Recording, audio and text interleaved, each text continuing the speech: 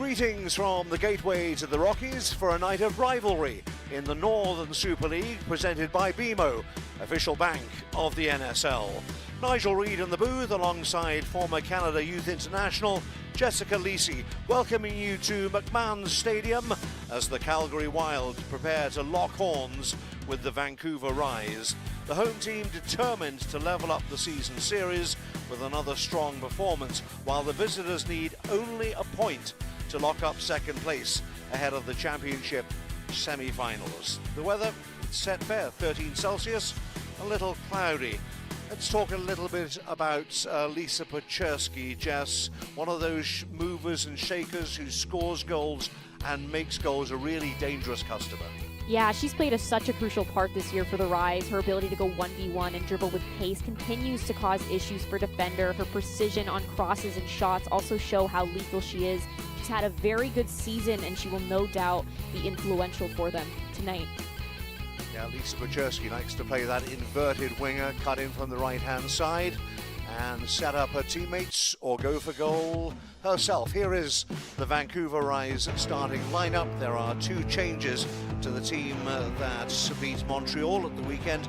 Nikki Stanton comes into midfield for Quinn, and Mariah Lee gets a start up front in place of Jessica Di Filippo in a 4-3-3 formation.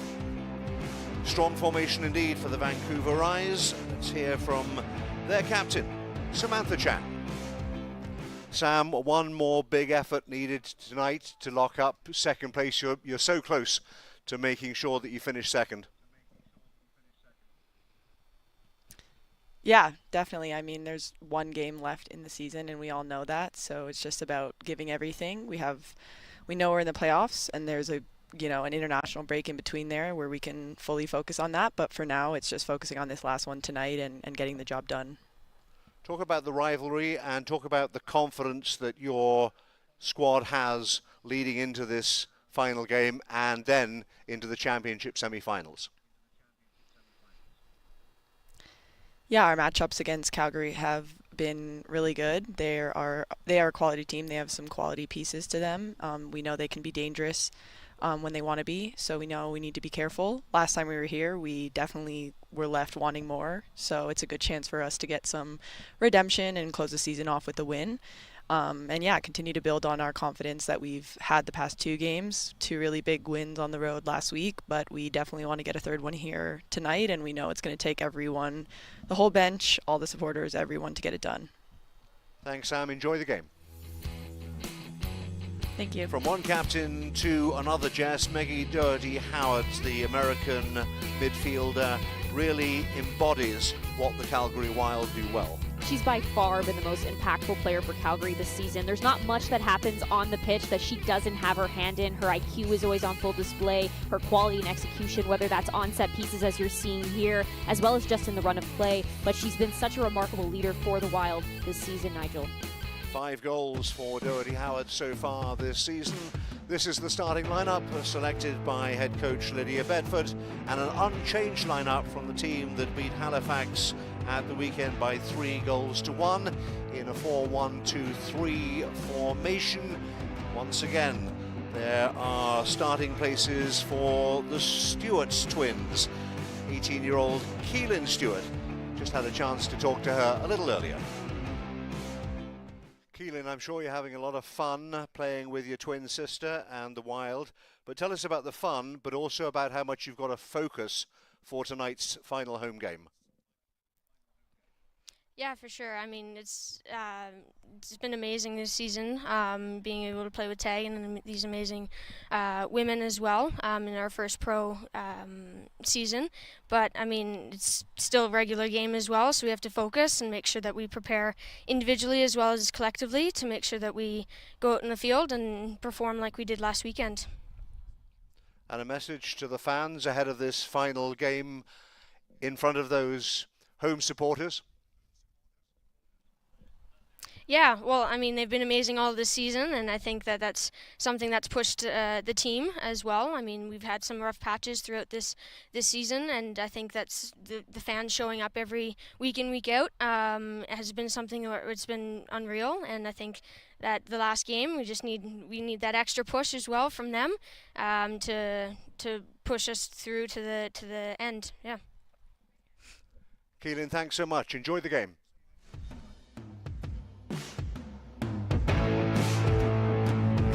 As we look at the current standings in week 27, the final week of the regular season in the NSL, Calgary Wild cannot make the playoffs, but they can certainly finish strong and with pride, looking to get to 29 points. Very different scenario for the Vancouver Rise. Just 1 point will be enough to leapfrog the Ottawa Rapid and make sure of second place behind the regular season champions AFC Toronto. We know that the Rise are in the playoffs, and so too the Montreal Roses. McMahon Stadium is filling up nicely as we get ready for some rivalry and kickoff in Calgary.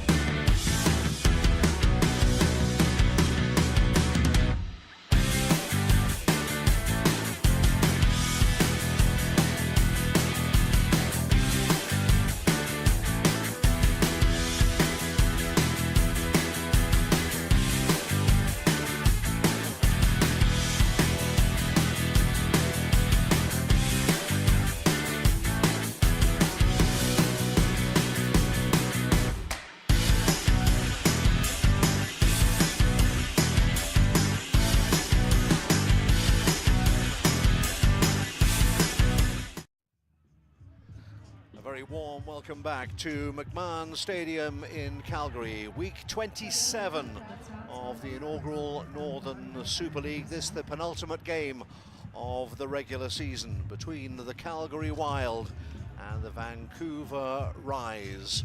Maggie Doherty-Howard, look on her face, it's all business.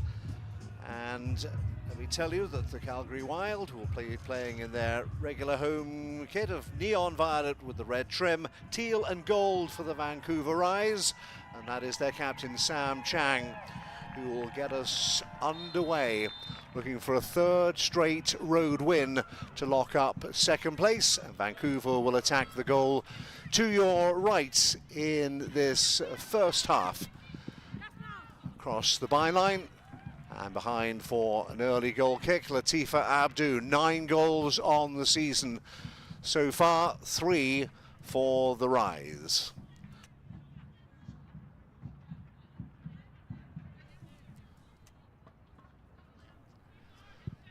Michaela Moore takes the goal kick.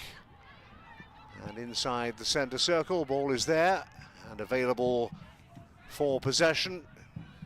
Falls the way of Vancouver. Jessica Cowart playing her regular central defensive position alongside a new partner in Rebecca Lake-Jess. Yeah, I think, you know, this Vancouver Rise team has been a team that has gone through quite a bit. We've seen some ups and downs from them. I mentioned in the pregame show one thing that they really need to work on is their defensive ability with those over the top balls, that direct play. It's really hurt them. They don't necessarily have the pace back there. So as you just mentioned, between Coward and Lake, they have to be on the same page and recognize when they have to drop, when they have to stay, and that decision making to be able to keep their structure and keep the opposition out of the danger zone. Vancouver have won their last 2 games, both of them on the road, as I said, at Ottawa by 2-0, and then at Montreal at the weekend. So 2 straight shutouts as well. That's got to do confidence the world of good. Yeah, without a doubt. You love a good shutout. Wow, not shout out. That is not the right term. But absolutely, it gives you the world of confidence. Now, Lydia Bedford, we were talking to her yesterday. She had a message for the Vancouver Rise. She said that they are going to do absolutely everything to stop Vancouver from finishing second, and they're looking for that upset. So that is definitely what we are going to see from them today. They're going to bring it. They want to be able to play spoiler here. We expect Calgary to be physical, but can they be clinical in front of goal? Ball into the area for Abdu, across the face of goal. Chance goes a-begging, just about a half chance for the Vancouverites. It comes all the way back to Spencer and then Lake. And Cowart looking for Sam Chang, hugging this near touchline, back with Jasmine Spencer. Lake's got some room on that left-hand side. Holly Ward getting involved, Okamoto making the run, but out of play for a throw for the Calgary Wild, who've had their ups and downs this season, but recently it's looked a lot better. A couple of wins in the last 3 games. Yeah, without a doubt. You know, that's a team that you want to come out confident. You need to be able to carry that confidence over, use that momentum from those results that you're getting, and just not allow yourself to get in your head at all. So you forget what's happened to you in the past. It's that next, you know, you got to focus on what's next. So that's definitely what they're going to have to bring to today's matchup. Anja Heiner-Muller there has made a couple of changes to her lineup, notably Quinn on the bench. I mean, what is her mentality? What did you take from what we heard from the Danish coach ahead of this match? Well, she said despite that 6-0 win the last time these two teams met, they are not underestimating Calgary. She actually felt that she wasn't too pleased with her team's performance overall. She was happy that they were able to score and convert their chances, but there was a lot that she wasn't pleased with, and that was that, you know, in terms of counterattacks, that build-up balance, that attacking balance, she felt that they were often not completely in control, again, despite such a big scoreline. A reminder that Vancouver just need a single point out of this game. A draw will do to get them second place, but I mean, I've heard it so many times over the year, you don't go out and try and play for a draw, I guess, Jess. Never. You always want to win. As the competitor, you want to go out there and win, and that's what both these teams are going to try to do today. Vancouver with a lot more on the line, but Calgary has nothing to lose, and that underdog mentality is very difficult to play against. So I think we're in for a real exciting one today. Grace Stordy and right back for the Calgary Wild. Will tidy up. And inside for Michaela Moore. And Micah Rolfsummer, the Dutch defender, who returns the favour. They have played much of the season together in those central defensive positions. Kaylee Brooks is playing left back, and here is Brooks, who's had her injury issues throughout the season, as have a number of the Calgary players. And I mean, it's all very well when you start a season, you think, here's my starting 11, and then players start dropping like flies, and then you have to try and find replacements for them. So it's been a trying season, I think, for Calgary, and just in terms of personnel. Yeah, without a doubt, but you know, that's where your depth comes in, and you have to be able to have players on the bench that step in and that level doesn't drop. And Coach Bedford has mentioned to us that she doesn't feel they have that, and that's something that they're looking for in that next season, and what players will be on the team and be present, because as you said, they've dealt with a lot of injuries, and when their starting 11 was mixed up from time to time, you saw that level drop, and that just cannot be happening, especially at the professional level. Just over 5 minutes gone. Both teams just feeling each other out for the time being. Brooks in possession. Won it fairly. No, referee's going to bring it back for the challenge on Paczerski. Looks like she might have just got stepped on there in contact with Brooks. Referee just waited to see whether there would be any advantage. Here's what happened. Brooks and Paczerski coming together right there. Looks like she might have got some studs to that back foot as she reached in. So it will be a free kick to the Vancouver Rise. They've won everywhere in the NSL. They've won in Halifax, they've won in Toronto, they've won in Ottawa, they've won in Montreal. The one place they have never won is right here in Calgary. They've only played one game here, to be fair, but their last visit Your point to still the sticks. Stampede City was a 2-1 loss. Your point absolutely still sticks. You want to be able to come into this and win here. That's something that Coach Anja Heiner-Muller mentioned to us as well. They want to be able to walk away with that win. They've never won here, and that's just something else that you put on, you know, a chip on your shoulder in a sense as a competitor. You want to be able to prove everyone wrong and go out there and win. Carly Johnson, the Australian, looking to get towards the edge of the area, forced backwards and then given away to Abdu, who's a little isolated. Paczerski in support, runs across Nikki Stanton, and then sensible ball for Holly Ward, and Stordy stayed with her at the expense of a throw on that far side. Grace Stordy scored her first goal of the season in that 3-1 victory over the Halifax Tides at the weekend.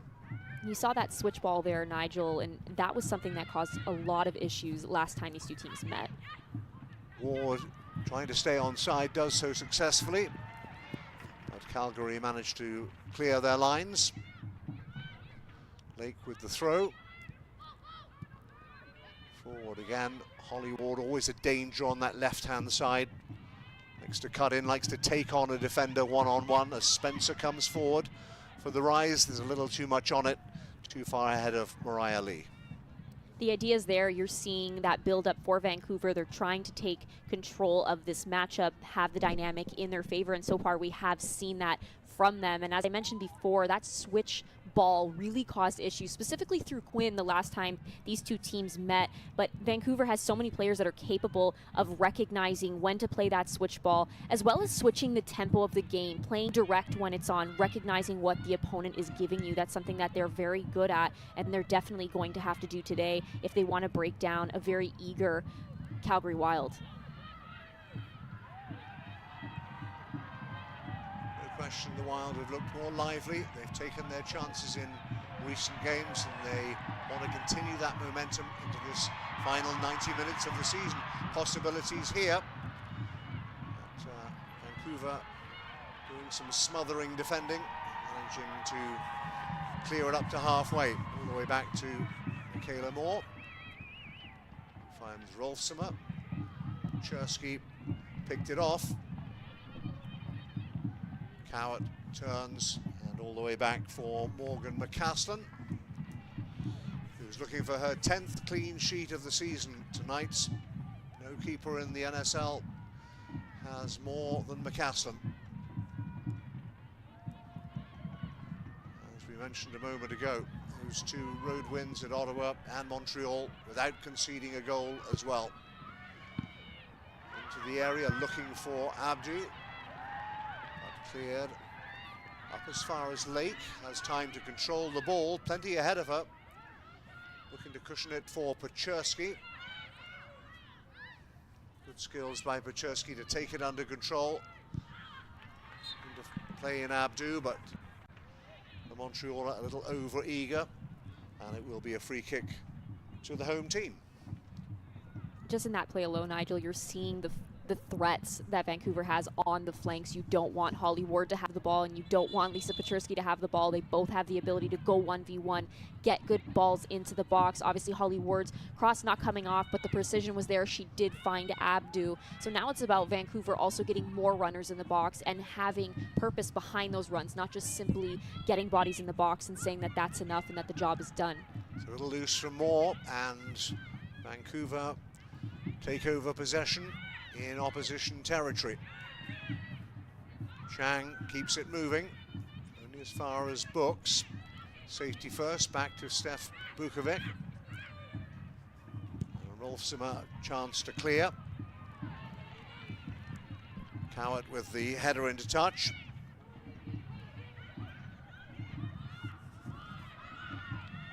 Maggie Doherty-Howard, the captain, wears 28, as we mentioned in the pre-game. She uses her experience and her talent and her passion to drive Calgary forward. Stewart into the area. Lake, important header.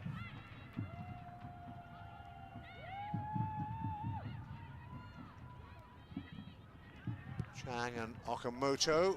Nikki Stanton in at the start for Quinn. Stanton again, little surprised that players like Quinn and DiFilippo are not in the starting lineup. I most definitely am, but I'm not sure if there's maybe they're carrying a bit of an injury or what it is. I don't want to speculate. It could also just be some rest. It's been a long season, and at times you have to pick and choose. And we spoke about depth on the Calgary side. Obviously, Vancouver has the depth to be able to put in other players and not have that level drop. You have Mariah Lee, who's done really well for them this season for the Rise, as well as Stanton, who at the start was getting all those minutes, is playing alongside Quinn. So both those players have the capabilities to step into that starting role and make a difference. Neither goalkeeper seriously tested, at least not yet. But rivalry is a word that both coaches and players have used about this fixture. Yep, there's the Rockies in between them, but there is a little bit more edge to this game just because it's Calgary against Vancouver in the NSL. Yes, it's in its first year, but it is an early rivalry which will grow over the years. Yeah, absolutely. And there's always that one team that you just want to beat a little bit more than all the rest. So that's definitely what we're seeing between these two teams, which makes it fun to watch, and I'm sure it makes it a lot more fun to play in as well. Ward up against Stordy. That'll be an interesting battle. Pechersky looking to turn. Manages to hold on to the ball. Back for Spencer. Stanton under pressure. Forced backwards for the time being. Towards Abdu, top of the box. Can't give her room or space. She's too good. And she will test goalkeepers. Lee. Possibilities here into the area, and Abdu skied it over the bar. She would have expected to do better from 7 or 8 yards out. Yeah, that's out of character for Abdu to not be able to at least connect with that and hit it on frame. She actually connects with it and is leaning back, which causes it to go over top of the bar. But that initial touch from Mariah Lee is fantastic. She's explosive here. She recognizes what's being given to her.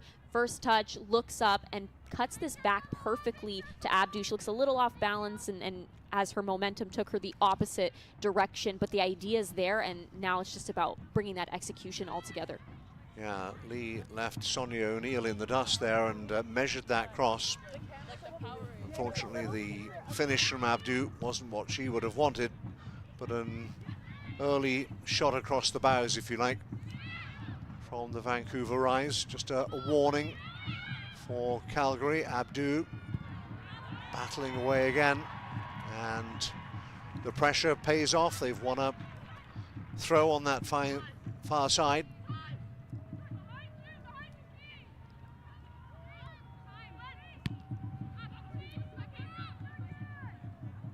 With the header down, but it's going to roll harmlessly behind for a goal kick. Encouraging start, I think, by Vancouver. They certainly haven't come looking for that draw I was talking about. No, they're definitely not looking for a draw. You're seeing them come alive in the attack. That final action is not quite coming together and piecing together for them just yet, but we are very early in this match. They're still finding their footing. I think both teams are very much still finding their footing, and that happens. So it's just about them continuing to keep that energy and that mindset to drive forward and try things. But their movement off the ball has been really great as well. You're seeing a lot of interchange. You're seeing the fullbacks get involved. Okamoto a lot more than Spencer, but getting forward, creating overloads. Holly Ward and Lisa Pechersky coming more inward, but overall some great movement from them.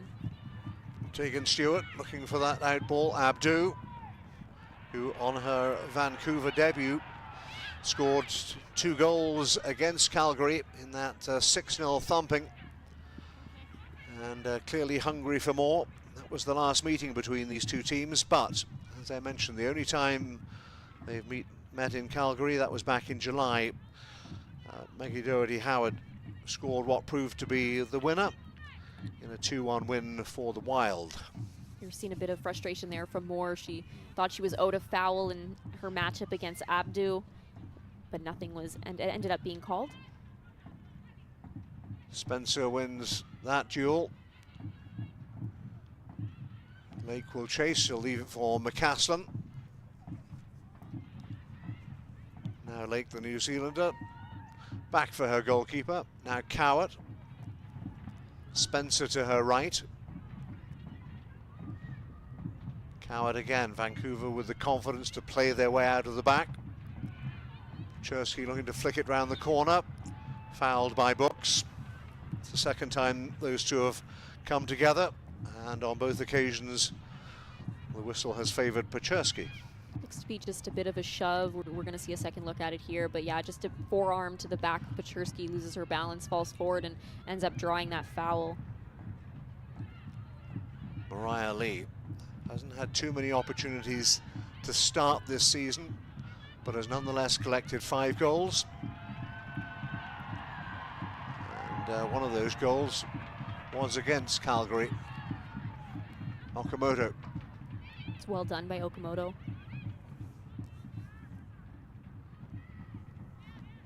No great hurry for the Vancouver Eyes.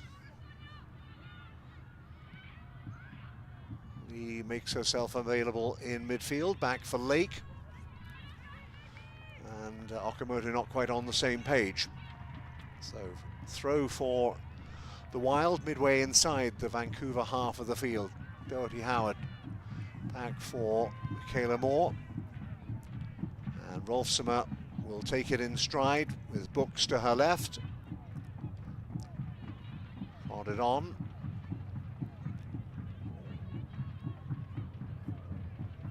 Keelan Stewart did well to hold on to possession, used her body well to shield the ball.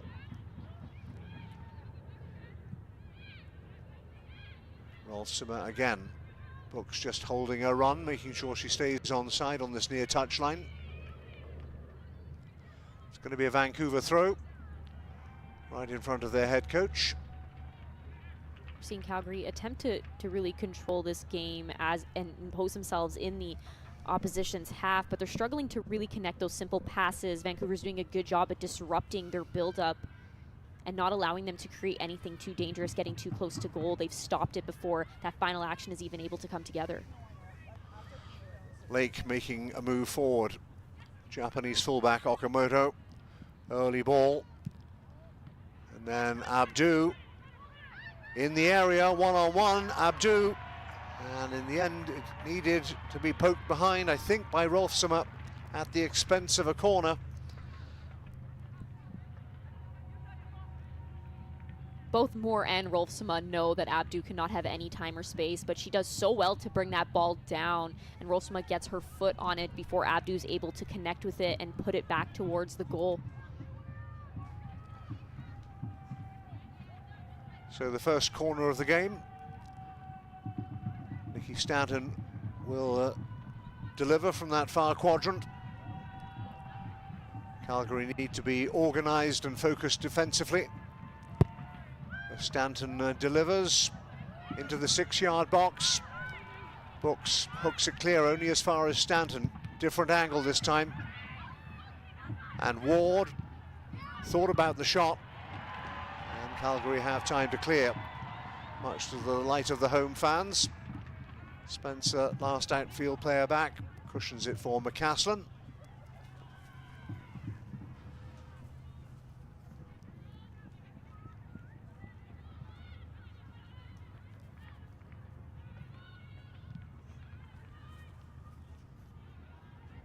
Slip there. Lee back for Spencer.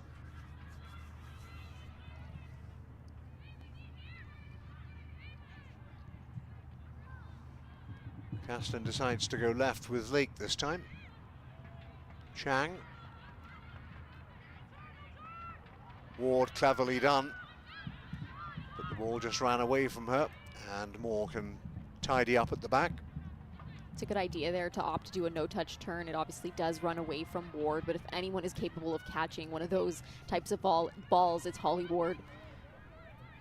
Holly Ward, one of 3 NSLers called up by the national squad to represent Canada on their forthcoming European trip. A couple of friendlies coming up against Switzerland and the Netherlands. Quite a year for Holly Ward. Here's Lisa Paczerski on the other flank. Didn't quite keep her feet, and for the 3rd time, Paczerski and Books come together.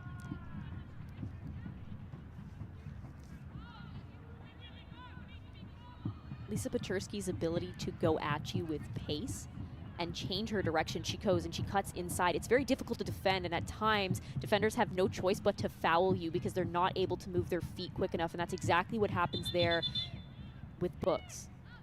Referee says not there to Lisa Buczerski. I think Kaylee Books needs to be a little bit careful. As I say, it's the third time she's fouled Lisa Buczerski, and any more like that, the referee might have to give her a little bit of a lecture before she reaches for her card. The referee's going to bring it back. It's going to be a free kick for the Wild.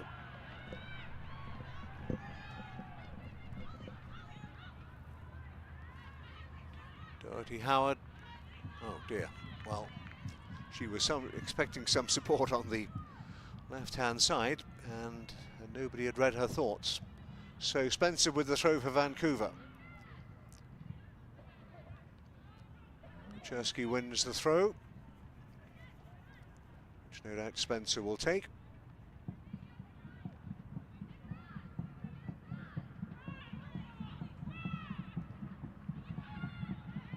Doherty Howard, good turn.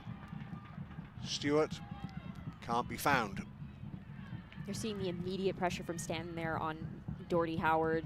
That's a player that you do not want to give an inch to. You give her an inch, she will take a mile. She's capable of striking from distance. If not, she's slipping that ball through and just drawing attention to herself. So that's well done from Vancouver to be able to disrupt that before she can drive forward.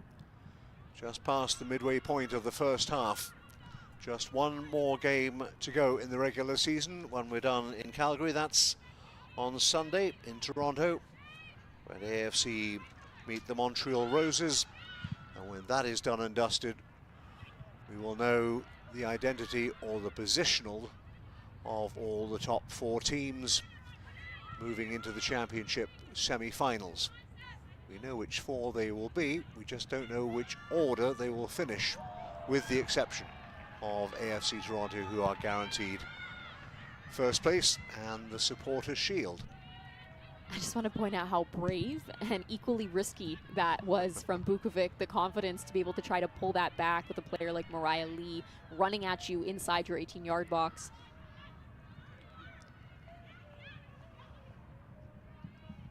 Buczerski finds Lake. Again, there's room on that left-hand side. Okamoto offering herself. First time from Ward, but Doherty Howard had something to say about that. Back with Coward. And now Spencer. Carly Johnson wearing 15, the Australian, another player who's had significant injury issues this season, but now restored to full health and back in the starting lineup.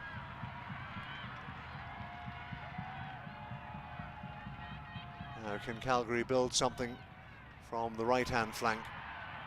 Good pressure from Vancouver to try and stop them moving their way forward. Does Calgary try and play in between the lines? Will find its way to Books. Decides not to take on Buczerski. Stewart spinning, but Cowart managed to clear it. Chang couldn't get there. Right-hand side. Momentarily into the penalty area.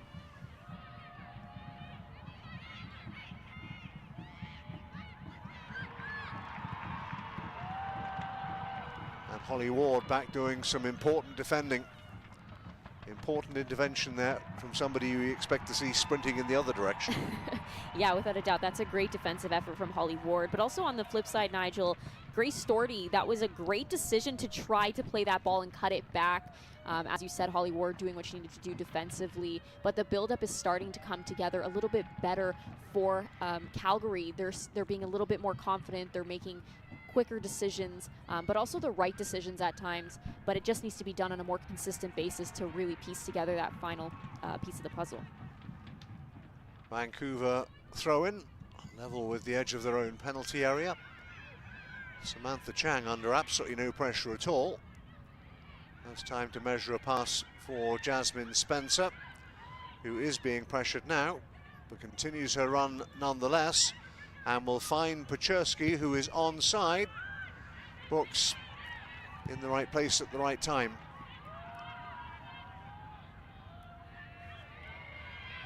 Spencer has won it fairly, in the opinion of the referee. In fact, that's Cowett all the way forward, I beg your pardon. Didn't expect to see her that far forward. Carly Johnson clearly thought that she got a push or a shove, but the referee allowed Cowett to run, and run she did.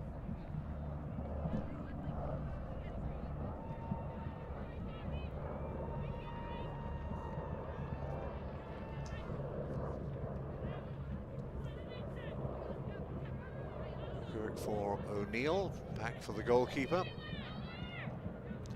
Bukovic has 5 clean sheets so far this season. And now then, O'Neill was caught, and it will be a free kick, which Calgary take quickly as O'Neill gets to her feet. Maybe possibilities here. Lake with some emergency defending, just managed to get goal side. Picked up by Carly Johnson. Tegan Stewart. They're moving the ball about with a little more pace, a little more confidence now. Calgary beginning to warm to their task. Here's Sam Chang. Ward inevitably ahead of her. Back for the captain. Ball in field. This is Spencer. And Pechersky makes her way in field. Tracked by Brooks. And important intervention.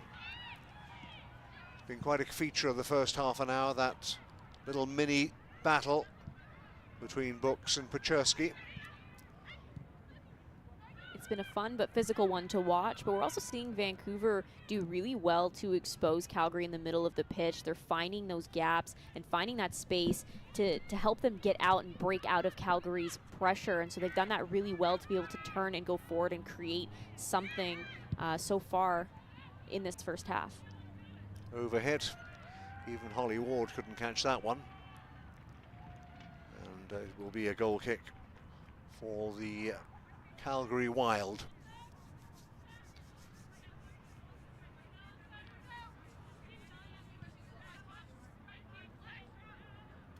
Six goals and 5 assists so far this season for Holly Ward, and has really caught the attention of not only the Vancouver fans and coach, but also the national team as well. And she's managed to shine on the international stage as well. It's not that she's getting called into the mix and sitting on the bench and not making her presence known. She's done very well with the minutes that she gets. We've seen her score a goal. We've seen her get an assist. So she absolutely has made that name for herself, and in getting called back into camps, getting called into those friendly matchups. It's because of all that hard work that she has done, and it's coming together for her on not only, as you said, in the NSL, but on that international stage for everyone to see. Northern Super League is presented by BMO, the official bank of the NSL. Grace Doherty for the Calgary Wild, with the throw deep inside her own territory. Volleyed forward. And then Rolfsema hits O'Neill on the back, and Abdu on the edge of the penalty area. Vancouver still in possession. The aforementioned Ward chips it across, but it's too close to the goalkeeper and comfortable for Bukovic.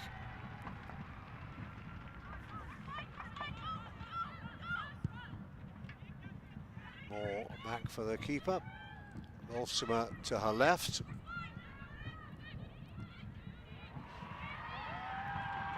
Now here they come again. Crowd getting behind the Wild. Can they make something happen? Real possibilities here. But again, the cross from that far side. A little too close to McCaslin. Comfortable catch, diving away to her right-hand side.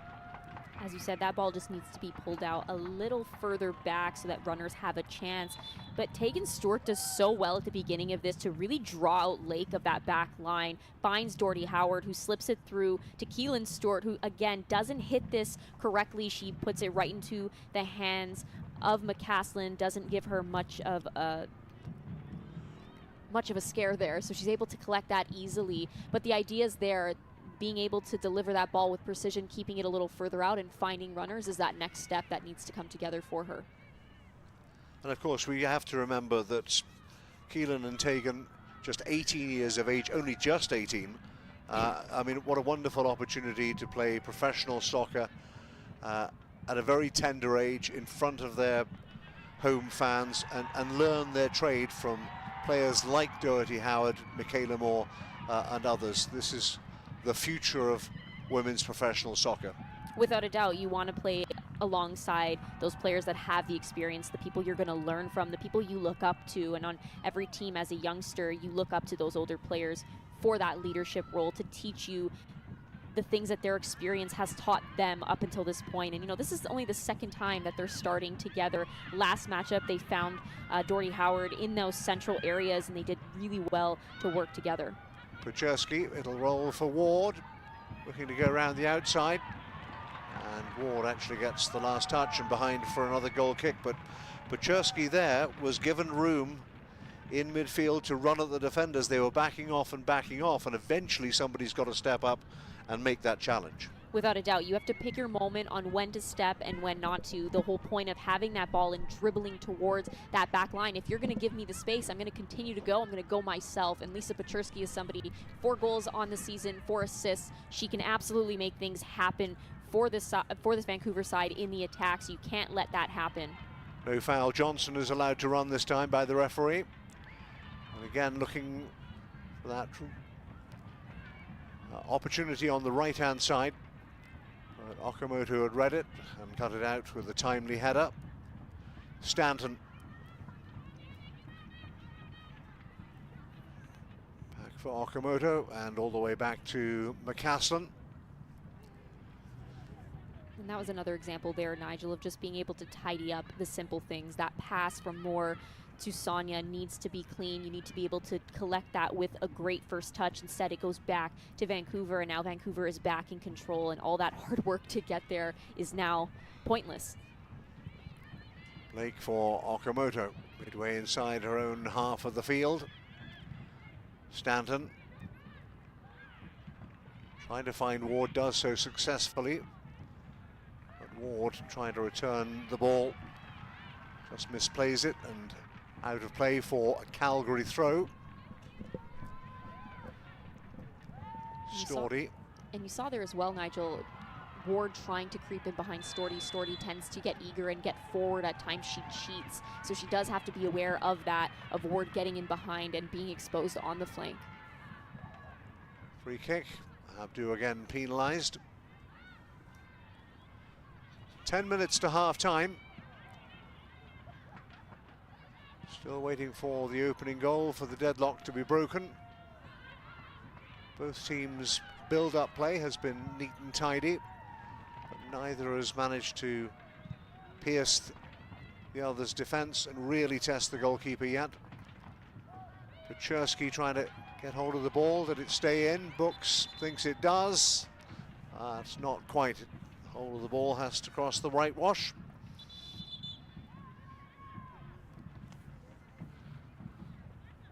Lydia Bedford looking to close out the season with another strong performance from her team. She knows this is the last game.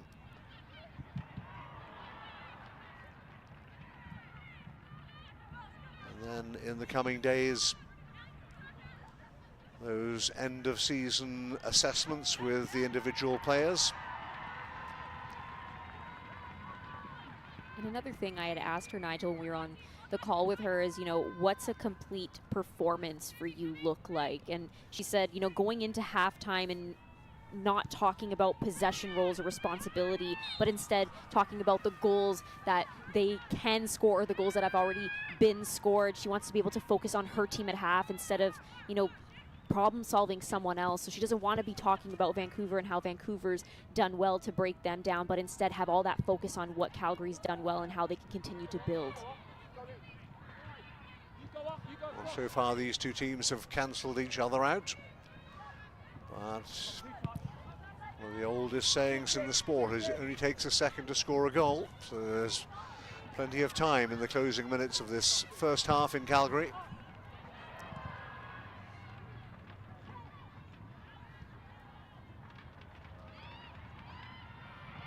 The violet shirts come forward again. Good 1-2 on that right-hand flank. Then again the pass goes astray and hands possession and the initiative back to the visitors.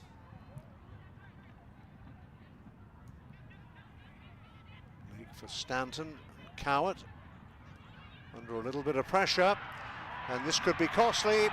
Now, was there a foul there? There was. Referee has penalised Cowart and shown her a yellow card and awarded a penalty to the Calgary Wild.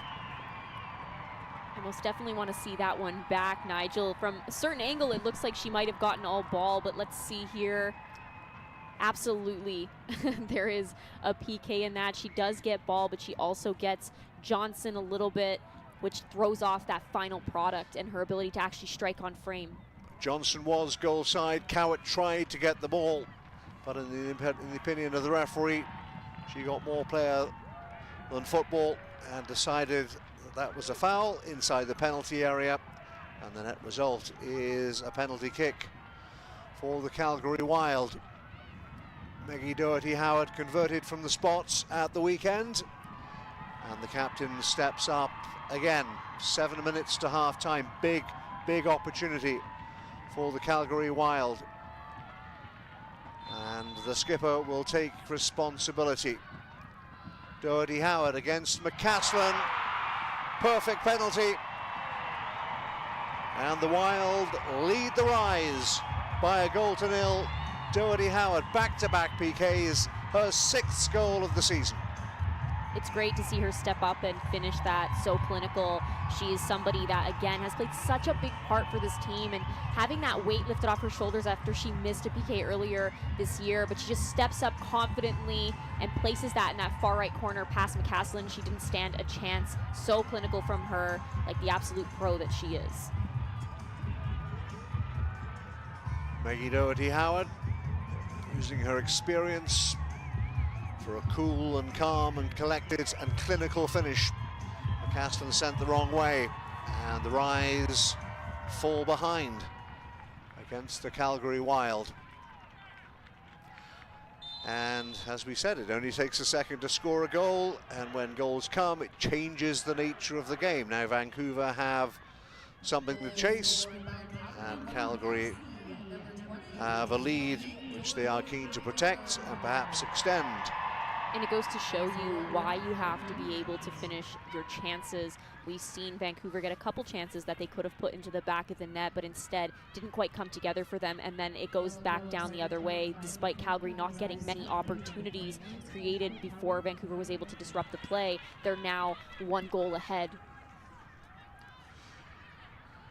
Much to the delight of the home fans who've gathered for the final time at McMahon Stadium to cheer on the Wild. Kaylee Brooks with the throw. Pechersky gets a foot in. And Brooks makes 10 or 12 yards up the touchline. Helped on by Johnson. Cowart certainly felt hard done by. I'm not sure whether she got the yellow card for the foul itself for the protests that followed. But it's also worth noting that Jessica Cowart has got to be on her best behaviour for the remainder of this game.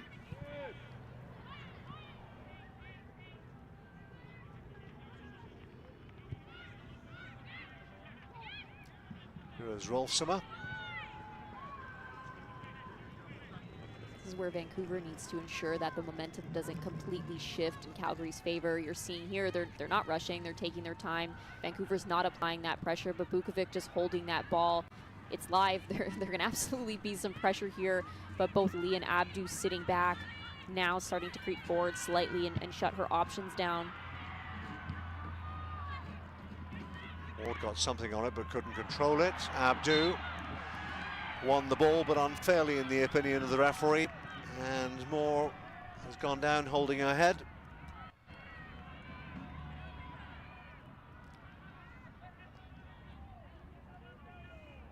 Whether or not she needs medical attention remains to be seen. Strong challenge from Abdu, penalised by the referee.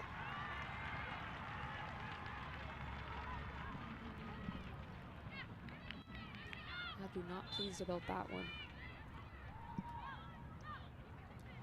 Moore is up and happy to take the resulting free kick.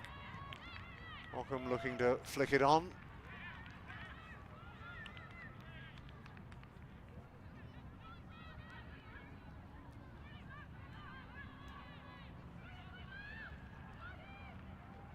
Storey in no great hurry this time. First opportunity, first order of business, I suppose I should say, for Calgary is now to get through to half-time and hold on to that lead. If they could get a second before the break, that would be even better. Paczerski twisting and turning, but managing to hold on to possession. But the out ball wasn't on. Back for Lake, who rides the challenge, finds Okamoto. And got the ball flush in the face, Storey, I think. It was Grace Storey. Completely accidental, but she may need some attention here. Yeah, that was a tough ball to get directly to the face. That never feels good. And you'll see it here, just that one-touch ball. It absolutely makes some kind of contact with her face. She looks like she's in quite a bit of some discomfort here, as anyone would be. Yeah, Okamoto was just trying to flick the ball over the top, and Storey was no more than 3 or 4 paces away, and it just hit her flush in the face. So a temporary stoppage, which will of course be added on at the end of the first half. There's the goal scorer, who a month or so ago signed a long-term contract extension. Happy to build an already storied career in Calgary, so we sure know that Maggie Doherty-Howard will be back in 2026. Yeah, that's quite exciting for the Wild, and bringing in new players wanting to play alongside Doherty-Howard. I'm sure that is the case for a lot of players looking to enter the Northern Super League, and you can see what kind of a leader she is right there. If there's an injury, she takes that time to be able to direct her team and be able to adapt to Storey not being on the field in that moment. Storey's still not on the field, you can see just at the top of your picture there. So temporarily, Calgary down to 10 as Storey rejoins straight back into her right back position. So the repairs have been completed and we're 11v11 again. We're going to get a minimum of 2 minutes of stoppage time at the end of this first half.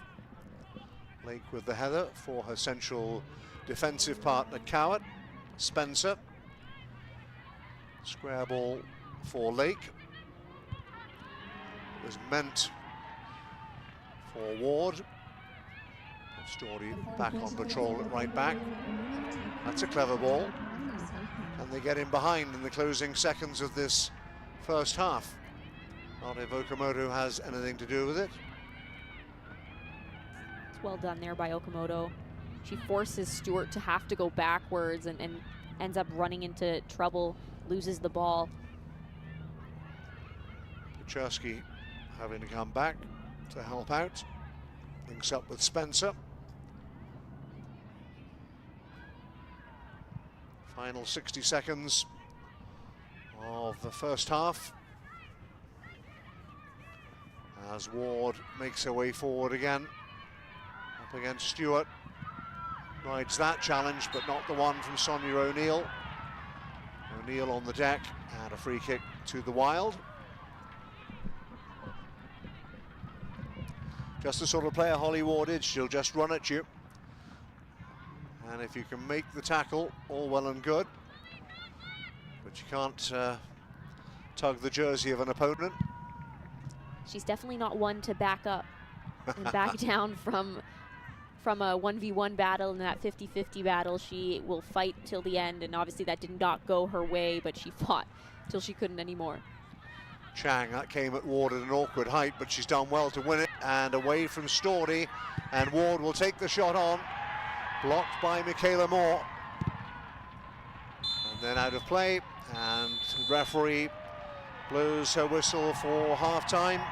The first half punctuated by the intervention of Maggie Doherty-Howard from the penalty spot for the second game running, 6 minutes before half-time, to give Calgary Wild the lead over the Vancouver Rise. We've seen some good build-up play through the flanks for the Vancouver Rise, but it does need to be cleaner from them when they are getting those balls into the box, being able to capitalize on those opportunities. As far as Calgary, they're trying to come forward. They are creating some opportunities, but Vancouver really doing well to impose themselves and break up that play. We are seeing a bit of a confidence shift and momentum shift to Calgary's side. They're able to get one at the end, and now they're ahead. So this is where the Vancouver Rise has to come into the second half, bringing all that energy and fight.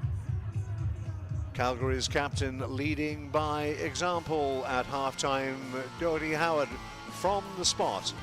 And Calgary lead Vancouver at halftime by 1-0.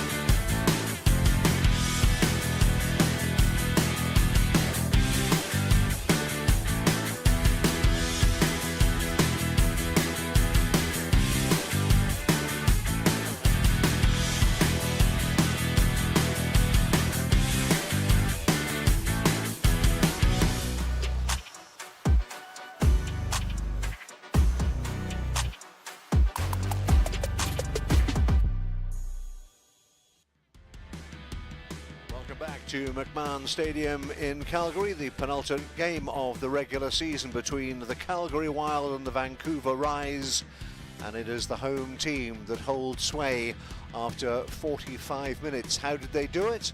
Well, they got a penalty and they scored that penalty. Let's just review the build-up. Jessica Cowart maybe a little guilty of overplaying, got caught out and then fouled Callie Johnson. Referee decided that she got more player than ball. Penalty kick, Maggie Doherty-Howard, clinical penalty kick, 6 minutes before half-time, and the Wild in front, Jess. Yeah, she steps up confidently, places this home, gets her team ahead, and that's exactly what they needed, because it wasn't necessarily momentum-wise in Calgary's favor. They had some good ideas, but it wasn't quite piecing together for them, so it's fantastic for them to be able to get on the board first and lead them into the second half. Important time to score just before half-time, giving Calgary the edge going into the second half. Not that many opportunities on target, as we rather thought, other than the penalty. Vancouver Rise might be a little concerned. They haven't managed to get a shot on target, despite their numerical possession in the first half. I think that they've been a little bit more purposeful with their possession as far as creating dangerous opportunities, but that final piece has not come together. They're not clinical in front of the net in that first half at all. And Calgary didn't have as much possession. They struggled to really piece together the simple things. So both of these teams really need to look in the mirror and make things happen in the second half. The Wild looking to even up the season series with the Rise, and they're halfway to doing just that. Calgary leading Vancouver by a 1-0 at halftime.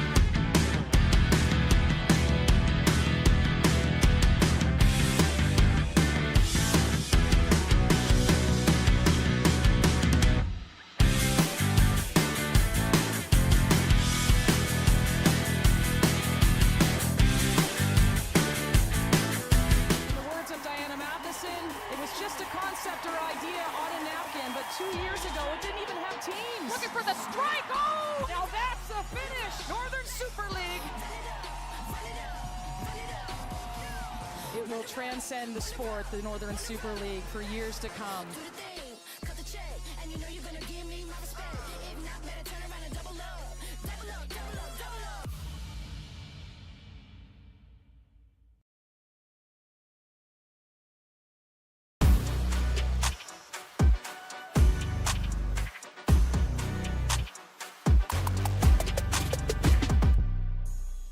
Welcome back to McMahon Stadium. So, Jess, we know the identity of the 4 playoff teams. The question is, what does it take for each individual team to go on and win it all and become the inaugural Northern Super League champions? Let's start with the team in first place, AFC Toronto. Yeah, they're a team that finds ways to create offensive opportunities, so that's not something that you're worried about for them as far as the playoffs, but defensively ensuring that they stay connected between their lines as far as spacing and having that attacking balance where if they do lose it, they're in good position to defend will most definitely be key for them, as most of their goals have come off of transition and set pieces. Vancouver Rise, the team we're watching this evening in Calgary. What about the Rise?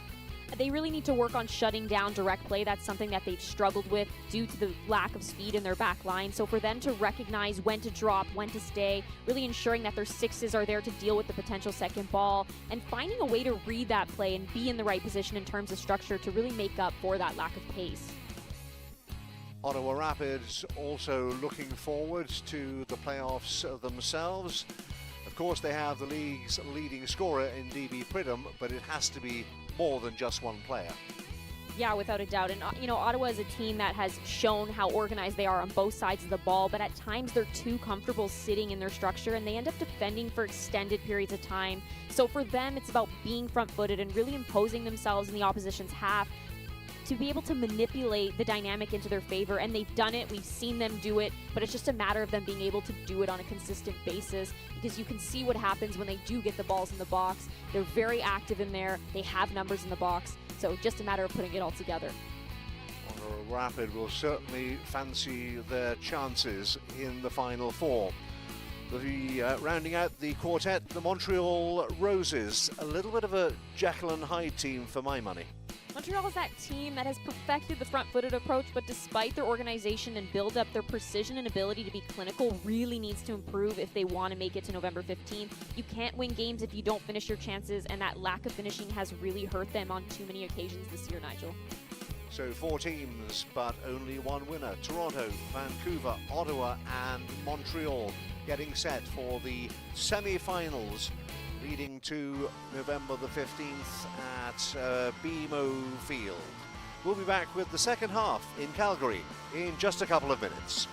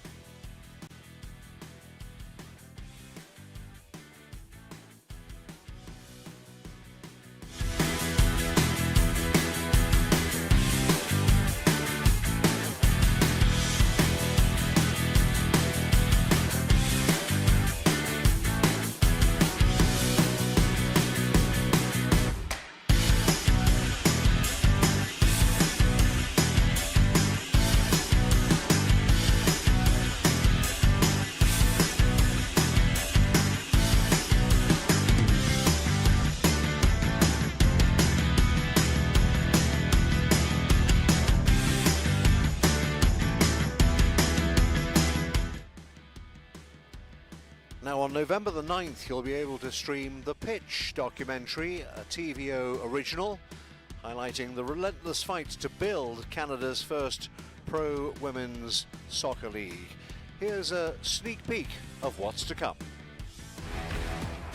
The return home for our Olympic champions. The United States, Sweden, France, China, Australia, Germany, Japan, England, Italy, all have professional leagues, but our home and native land still doesn't have one.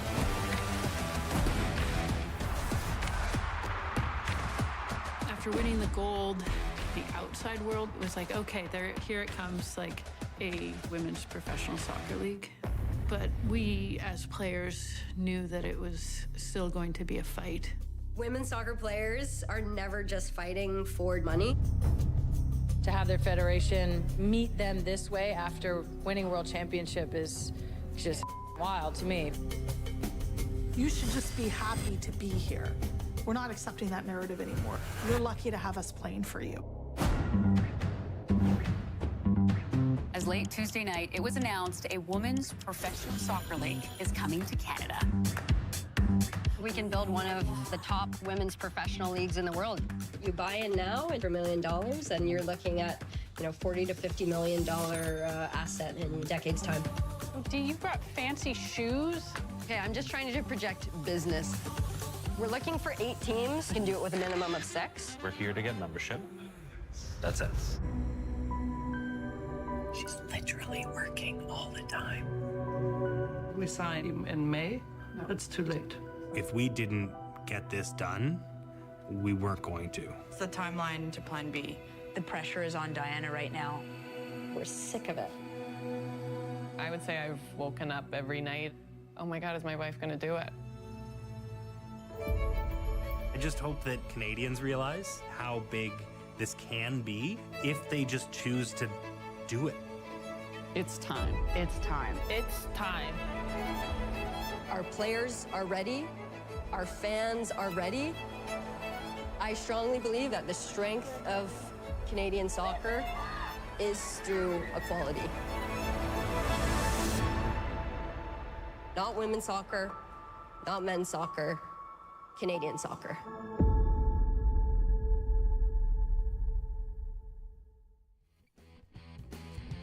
And the pitch airs a reminder on November the 9th. The story, behind the story, and the building of the Northern Super League. Absolutely fascinating. I, for one, will definitely be watching that. So, watch out for that. The NSL final, by the way, coming up on November the 15th at BMO Field, when the Matheson Cup will be awarded for the first time. We're back at McMahon Stadium in Calgary. Final home match of the season, final match of the season indeed for the Calgary Wild, who will not make the playoffs, against the Vancouver Rise, who need just a point, but they trail at the break. A point will be enough for Vancouver to lock up second place and home advantage in the second leg of the semi-finals. But Jess Lisi, they've got work to do in this second half, haven't they? They absolutely do, and you know they're going to come out guns blazing. As you said, they need one singular point to really shut down and create that, and select that second place spot. So they're going to have to give everything in the second half. I know they're not pleased with that. I'm sure Anja Heiner-Muller gave them exactly what needed to happen in the second half, and that's about them being able to connect in the final third, get those runs in the box, but also find that precision and be clinical when you're in and around the 18. We saw too many times, as we saw in the stats, there wasn't enough shots from them on target. Right. There was actually none. So that definitely needs to improve from their side.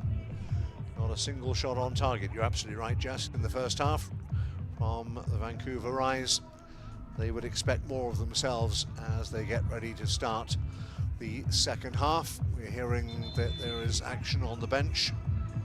Both benches indeed, Vancouver and Calgary, making changes start of this second half as Maggie Doherty-Howard points out exactly what she expects from her players in this second half. Do it again for another 45 minutes.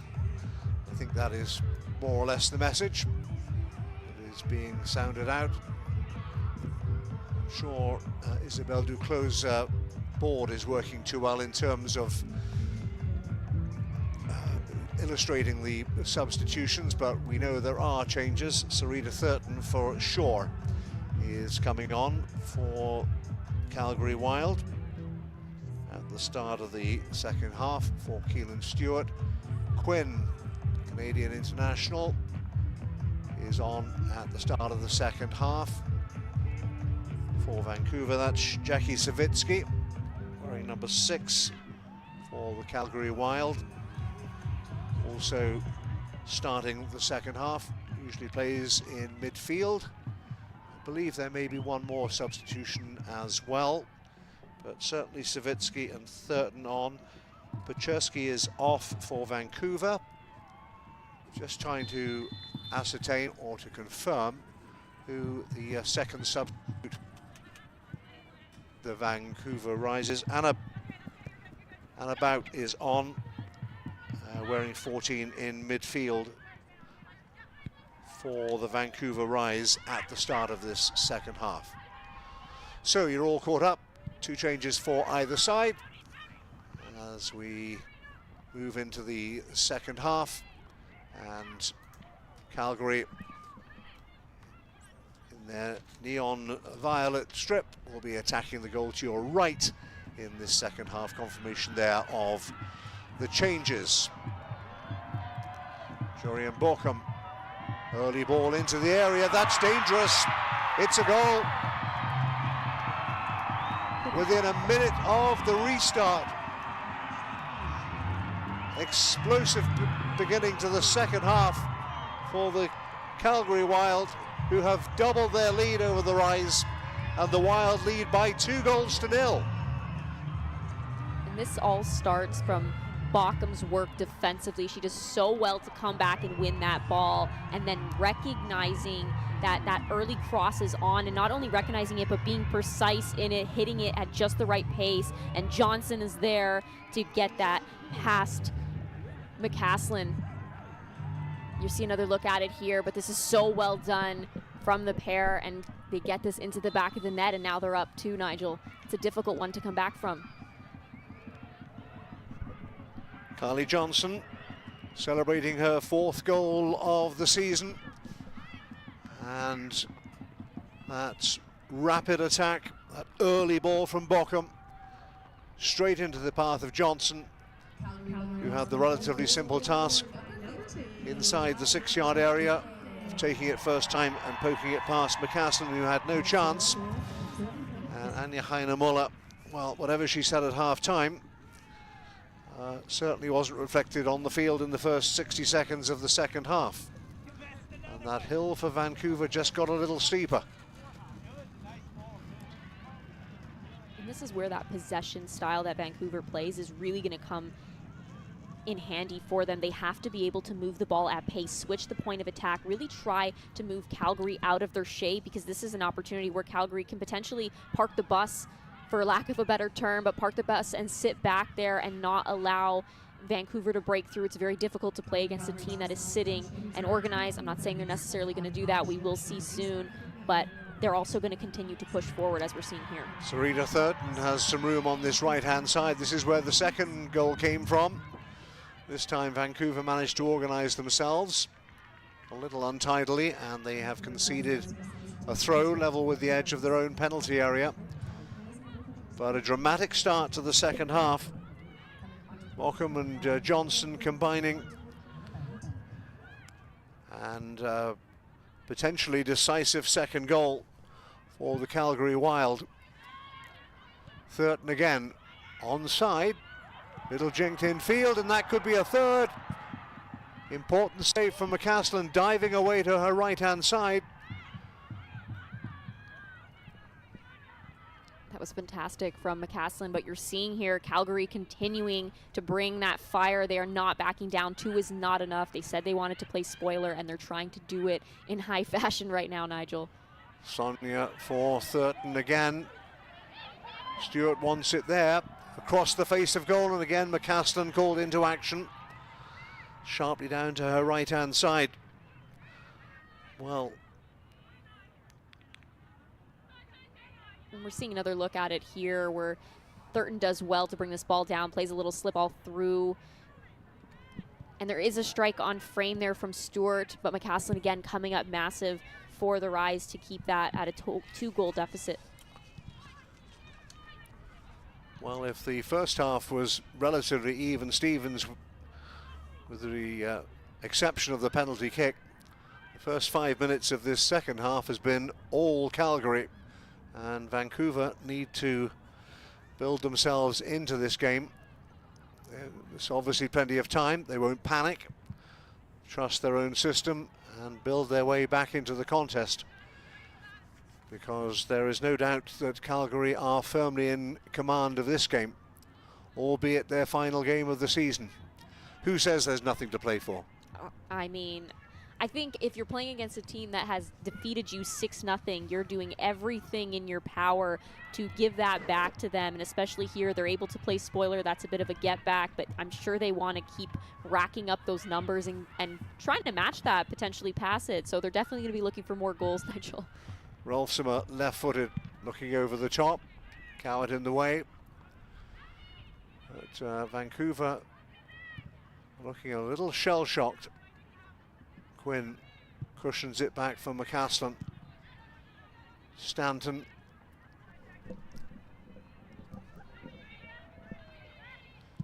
And Cowart looking along, trying to find Holly Ward. But here come Calgary again. Just behind Bochum that time, just ricocheted off her heel, but there's still good momentum here as they look for a third. Too high this time, as Johnson looked to cash in on the left-hand side of the penalty area, but couldn't keep it down. She tries it from distance, and why not? She has the quality to do so. She strikes out with her left foot, but doesn't quite finish that motion through and leans back just so slightly where it does end up going over top of the bar. It's been quite the day for Callie Johnson. It was her run and the foul that led to the penalty just before half-time, and then a clinical finish right at the start of the second half to give Calgary a 2-goal cushion.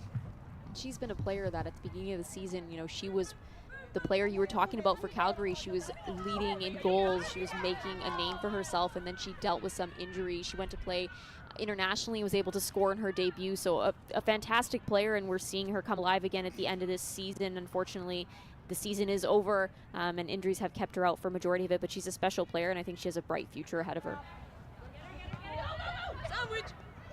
Ward touch inside, helped on by Chang. Ward sprinting towards it and wins it. Challenge with Rolfsson, might be a yellow card there. Rolfsson walks away. You're seeing how lethal Holly Ward's speed is there. Rolfsson much closer, and Holly Ward is able to get there. Not only that, but get a touch where she's able to draw a foul now, and there is a dangerous opportunity that could potentially come of this.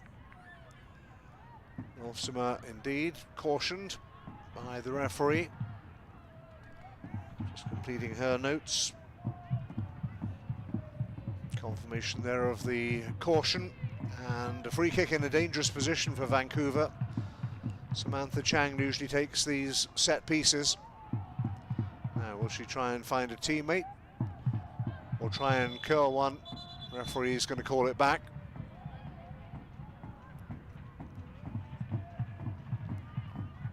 Or did she say some pushing and shoving inside the penalty area? No, I was right the first time. Chang will have a second opportunity to deliver. Interesting delivery. Michaela Moore on the 6-yard area, gets the first header away. Cowart can keep it going. Back for Chang again, plenty forward for Vancouver. Over the header, Abdu, and then the shot is always rising. High over the top of the bar from Spencer. Spencer with that recognition to come forward and collect that ball that's loose, win that second ball. You want to keep trying to create dangerous opportunities, not allow Calgary to get that ball out of the danger zone, but she isn't able to connect with that well, ends up kicking it way over top of the goal.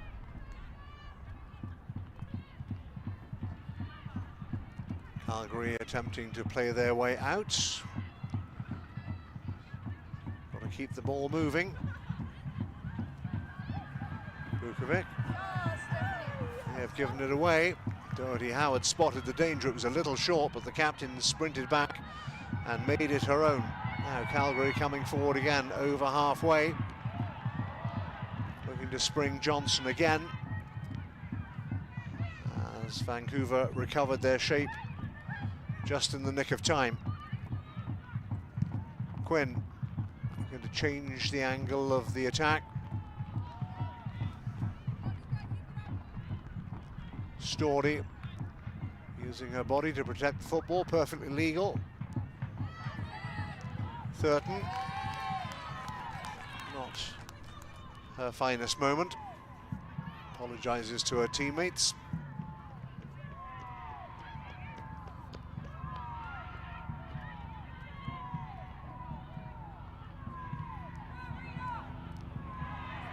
Thurton was quickest to react. And Calgary could be off to the races again here. Johnson wants it, has it.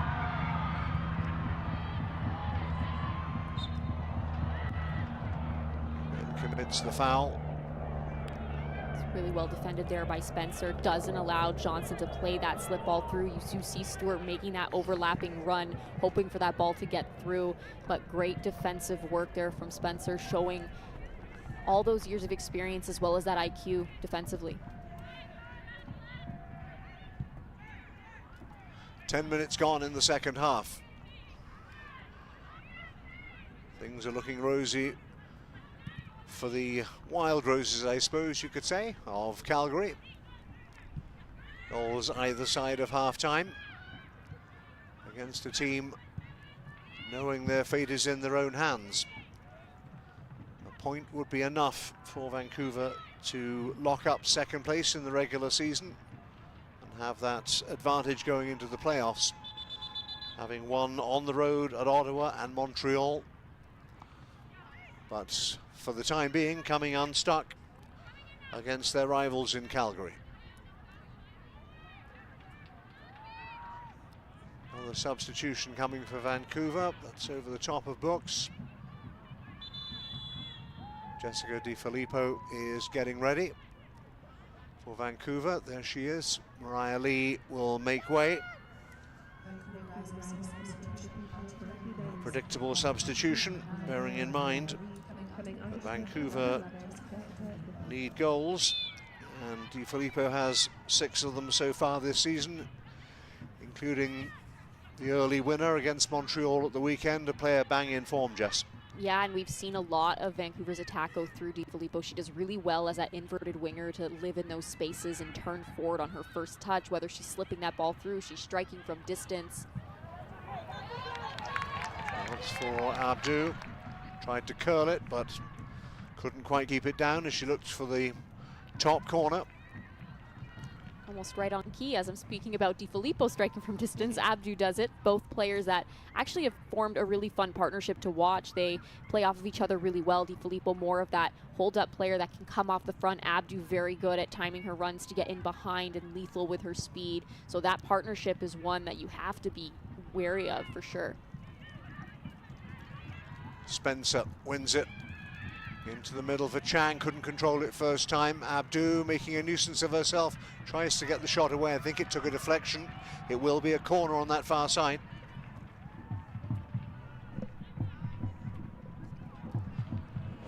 And maybe just a set piece is exactly what Vancouver need to get themselves back in this game. Yeah, absolutely, and we just spoke about Di Filippo. She's somebody that has come into the mix and made a difference off set pieces. She's very good in the air. That's one thing that I think separates her from a lot of forwards in this league, but her ability to get up and have that strong core and redirect towards frame and make great contact. Did exactly that against Ottawa last week. Can she do it again? Di Filippo got her head on it, but straight at Bukovic. That's the danger that Jess Di Filippo poses. And Stanton and Di Filippo, that combination from the corner almost paid off again. Optimistic signs for Vancouver, and they need a little bit of optimism. Tackle from behind this time from Di Filippo, penalized rightly by the referee. Seen another look at the corner here. That's a great delivery into the box, and Di Filippo does make contact, but as you said, Nigel, straight into the hands of Bukovic. Not much of a challenge for her to be able to confidently collect that.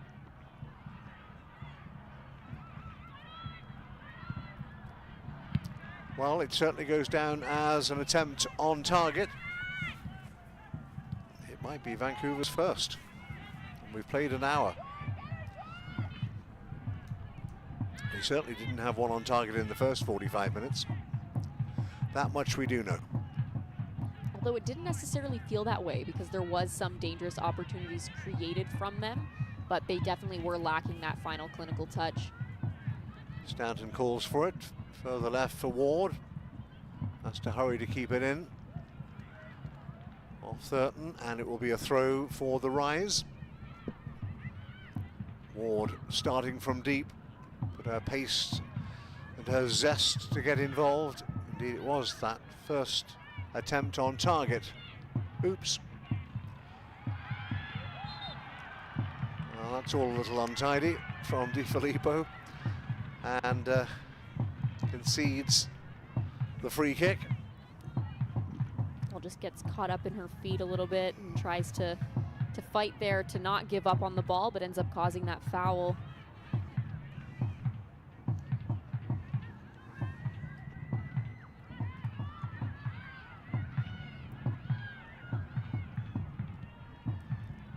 Over 30 minutes to play. Calgary in control. Now can they hold their nerve and close it out? Story's got plenty of room here if she can measure the pass, and somebody had to come across and make sure it didn't get into the real danger zone inside the 6-yard box. Sam Chang doing some emergency defending. Very well done by Sam Chang, and that's what you expect from a leader like her. You know that she's somebody that's going to step up in those moments. She puts everything behind that run to ensure that nothing dangerous comes of it. Unfortunately, there is still a corner kick. Something dangerous can come of this, but that's well done to stop the initial cross. Doherty Howard will take it. Has already scored one, looking to turn provider. The Calgary captain, half away. Plenty in violet still forward, and that's going to just drift wide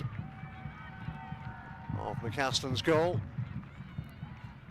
And McCaslin and Vancouver are suddenly in a hurry. Not a second to waste.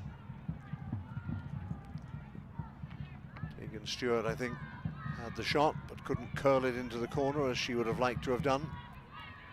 I also think it comes down to at times knowing your range, and it's not to say that she doesn't have a quality strike from distance, but that was a little further out than we're typically used to seeing her strike.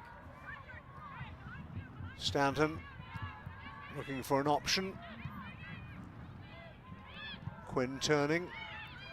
Okamoto helps it on. Ward up against Story. She have been all night teasing the right back. Now she accelerates away into the area. Story stays with her. Couldn't quite find Abdu, but Abdu picks up the ball. They've kept it alive. And Ward wasn't her favourite foot. Didn't really get the purchase behind it to try and curl it into the corner. But it'll go down as another attempt on target, but no real problem for Bukovic.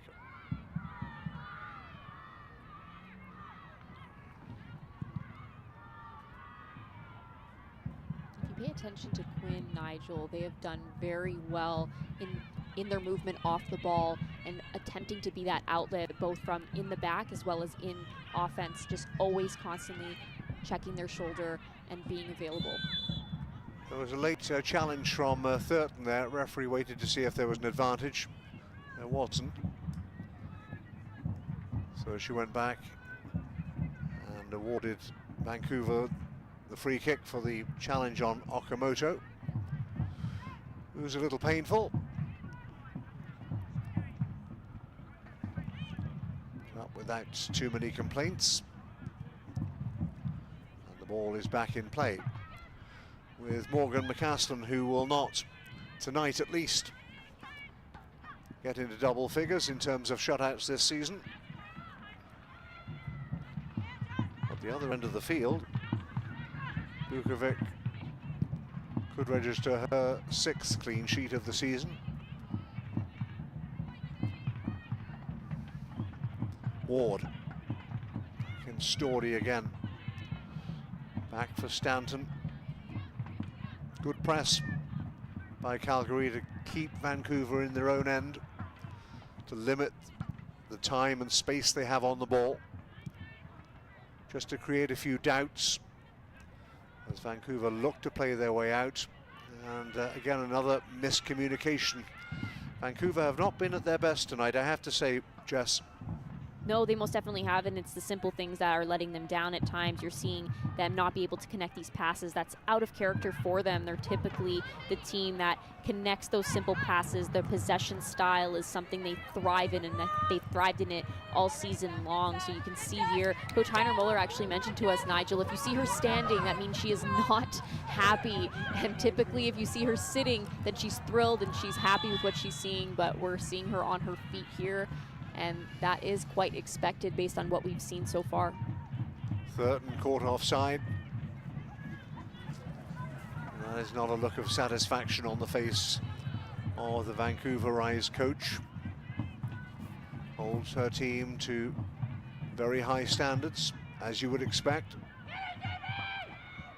But so far, this has not been that complete performance that she was hoping for. There is still time to rescue something. Best part of half an hour. Stanton picks it up. Looks for the early ball forward. Story underneath it. Kayla Moore. Sides to chip it towards midfield. O'Neill. Over halfway, Johnson wanted it, but the offside flag will bring it all back. And a promising attack despite comes that to nothing. Sorry, Nigel. Despite that being offside, That was a fantastic build-up play there by Stewart. You saw her bring that ball down. Moore does well to find her in the middle of the field, and then she slips that ball through, dealing with the physicality of the midfield of Vancouver. So that's really well done there by the 18-year-old. Yeah, there is a certain swagger about Calgary. We haven't always seen it this season, but they are playing with confidence. They're enjoying the game. They're determined, as we said from the outset, to do all they can to make sure that Vancouver do not finish runners-up in the regular season. And Coach Bedford mentioned that she wanted them to play confidently today, as they did against the Halifax Tides, and we're seeing that specifically in the second half, them really coming alive, confident, calm, cool, collected when they're on the ball, trying things, taking that risk. And so far it's paid off. Spencer.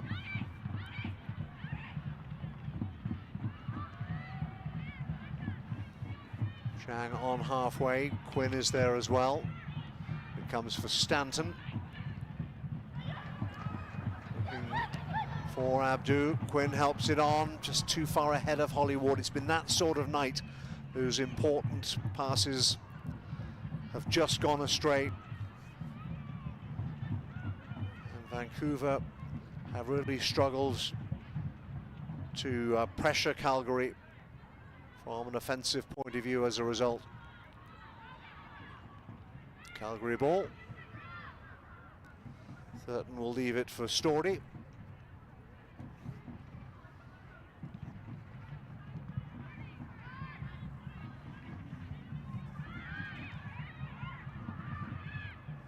Chang trying to get something going, finds Spencer. Quinn takes over, away from Doherty Howard. Quinn looking for that early ball inside the channel, but just a little too much pace on it. Not only that, Nigel, but that's a very predictable play. You knew exactly where that ball was going, not only based on Quinn's body positioning, but they did a very good job, Calgary, at reading exactly where that ball was going. Fourth change for Vancouver. Sam Chang takes a seat, and the introduction of Josie Longhurst has often been used as a substitute this season. We spoke to Sam Chang before kickoff, and the narrative that she was hoping for has not been fulfilled, at least not yet, by the Vancouver Rise. We've got about 20 minutes. Chang has handed the captain's armband to Quinn. DiFilippo.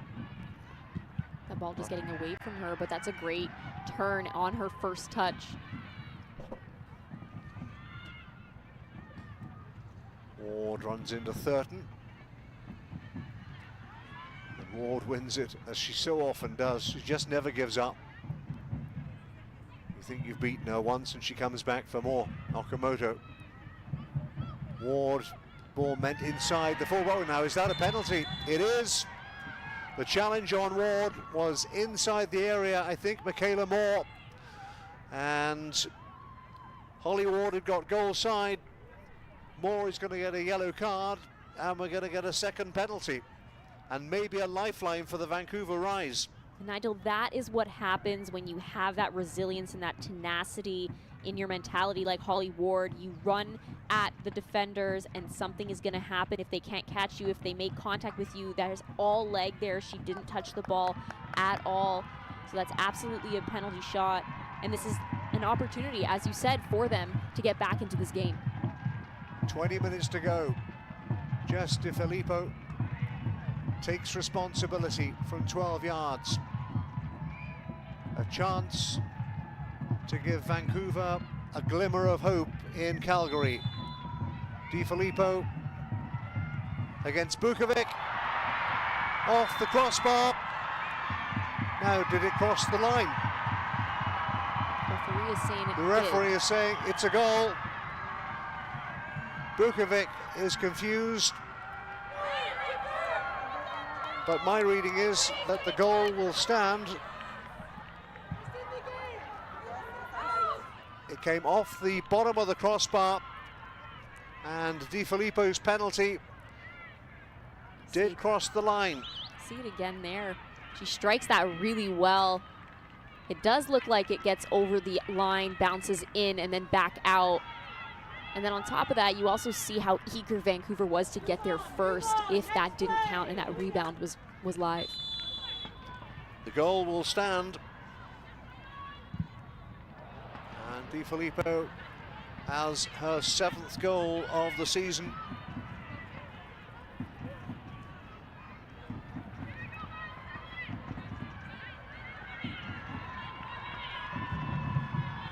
If you're new to the NSL, it might be worth reminding you there is no goal line technology or VAR in this league.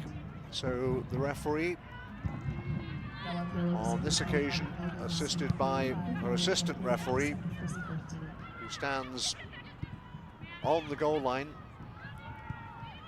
is the best person to judge whether the whole of the ball crossed the whole of the goal line.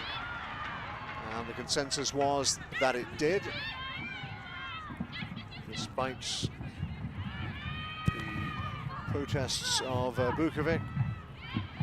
And the penalty will stand.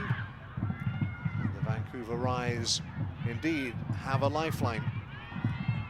It may be 20 minutes to play, Jess. Also, not to mention, Nigel, I believe that's a bit of deja vu there in the opening matchup between these two. The first ever game of the NSL, Moore fouled Ward as well, and Quinn stepped up and was able to convert. So that's pretty funny that we're seeing them in the last meeting have that same outcome.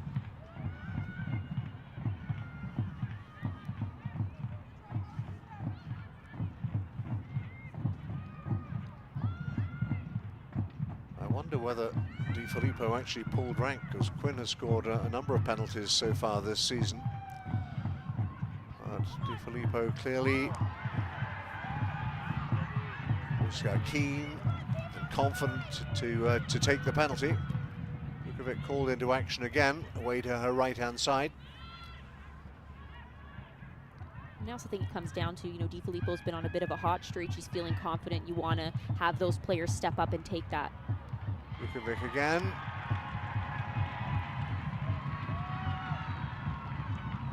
Get a better angle from here. Yeah, in the end, with the benefit of a slow motion replay, it's quite clear that the ball is well over the goal line, whatever the protests might be. So credit to the refereeing staff for getting that call right, because they don't get to see what we see, Jess. Yeah, without a doubt, and that could have went against Vancouver, and they would have watched that back and been very frustrated. I'm sure Calgary is going to try to contest that and watch it back, and they're not going to be able to say much, but absolutely well done from the referees. In real time, they just get a moment to decide whether or not the whole of the ball is over the line. As you see, it bounced out afterwards, and there was an almighty scramble. But by then, the decision had been made that the goal was good, as indeed it was. Calgary looking to re-establish a 2-goal cushion with Bochum, a little isolated. There are players in the penalty area for her, but now it's only a 1-goal lead. Thurton, Story in support, kept it in, back to Thurton, watched by Okamoto. Abdu, a little over physical again for the referee's liking. And a free kick for Calgary just outside the box. Good angle for the delivery, this. Might be a moment when the Wilds will really fancy getting that 2-goal lead back.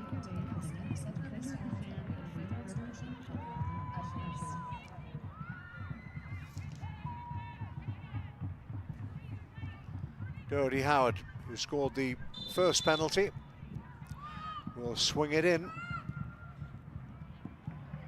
Oh, and it's come off the far post, I beg your pardon. Oh my goodness. And Thurton picks it up, and that should be easy enough for McCaston, which it is. I'm not sure Doherty Howard meant that, But maybe she did. Maybe she thought that's exactly what she wanted to do. Meanwhile, there is another opportunity inside the penalty area here, scrambled away by Stanton. But Calgary come forward again. They are determined to finish the season with 3 points and level up this season series against the Vancouver Rise. Thurton again, trying to bulldoze her way into the area. Ward, amongst others, denies her. Abdu turning, and Ward just keeps running. Now Abdu's got some room here. She might need some support. Watched by Story. Abdu, there was a tug on the shirt of Abdu. I'm absolutely certain there. The referee let it go as Abdu dispatched the ball across the penalty area. Storty pulling out that physical play to try to throw Abdu off, but it wasn't enough. She was able to get that ball into the box, but in the end, nothing too dangerous coming of it.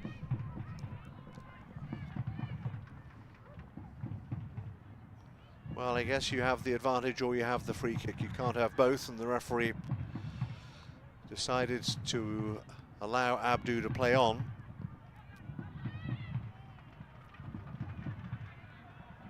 But on another day, you might make an argument that Vancouver could have had a second penalty there. That would have been quite a turn of events. Quinn, Ward, couldn't quite corral it in. It's a good idea there from Quinn to switch that ball and find Ward, but in the end, the ball just bounces past and over top of her knee. Stordy with the throw for the Wild, who are inching closer to a memorable finale to the inaugural season. It would be 3 wins in their final 4 games if they can see this out and then start the rebuild for 2026. Quinn, Cowart decides to call her own number, finds Ward. She's in perhaps 2 minds whether to take on the fullback or not. And in the end, the Wild will bring it away. Thurton forced wide. As the challenge comes in from Stanton. Out of play, surely. Thurton couldn't quite keep it from crossing the dead ball line.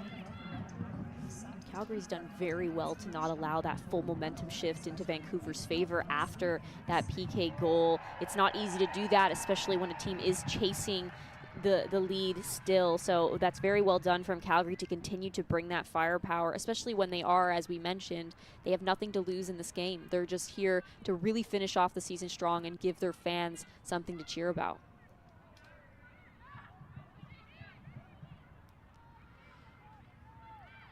Vancouver have a little over 10 minutes to find a second goal and earn that vital point that will ensure second place.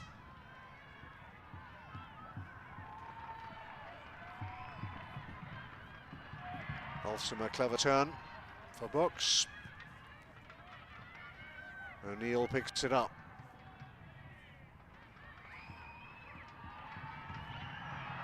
Another tug on the shirt. Referee will play advantage this time.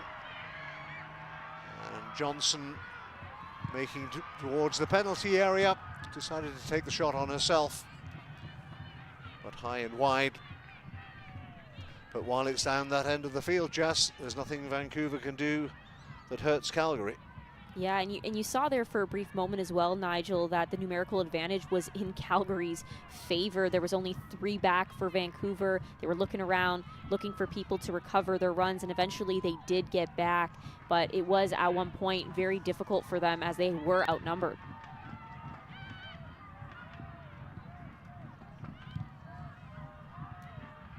Just caught a glimpse of Ali Green and Maddie Wilson there, waiting to come on for the Calgary Wild. Perhaps the next break in play. Rolfsima back for Bukovic. Wolfsomer knocks it forward again, looking for Johnson. That may be Johnson's last involvement.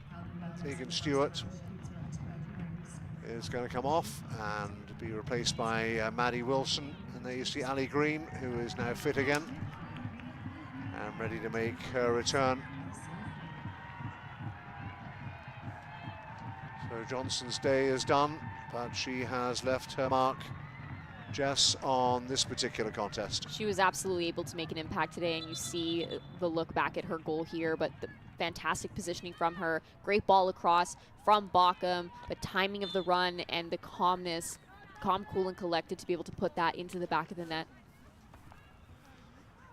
So Stewart and Johnson, arm in arm, make their way back to the dugout, hoping that their contributions have been enough to see Calgary over the line and register a second home win of the season over the Vancouver Rise. Only time will tell. Okamoto, Ward trying to escape the attentions of Storey.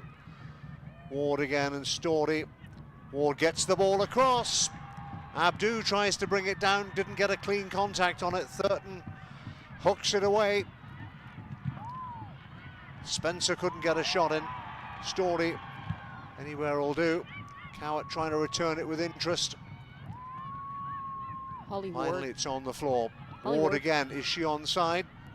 She is, up against Storey. Now Ward will take the shot on.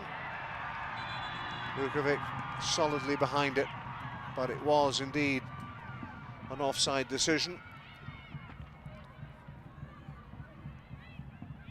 Holly Ward just continuing to show why she is so lethal, and you have to be aware of her, whether she's striking on frame or getting that ball into the box. A little bit of a shove is not going to throw her off.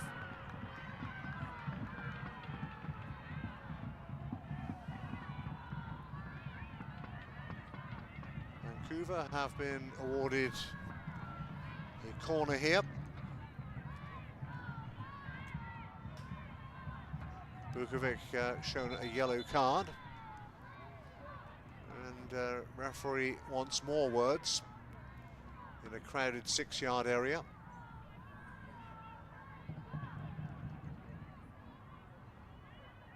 Bockham is there, De Filippo is there. Is this the moment for Vancouver to equalize in the dying minutes? Not like that, it wasn't the best delivery from Stanton. Second chance to float it into the area, and Abdu was trying to poach at the far post, but it didn't fall kindly for her. And Vukovic just clears out. It's a decent ball, actually.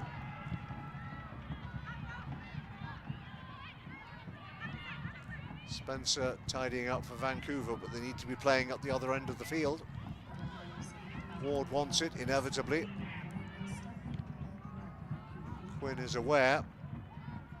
Wasn't their best pass of the evening. O'Neill will bring it forward. Offside flag again goes up, this time against Calgary.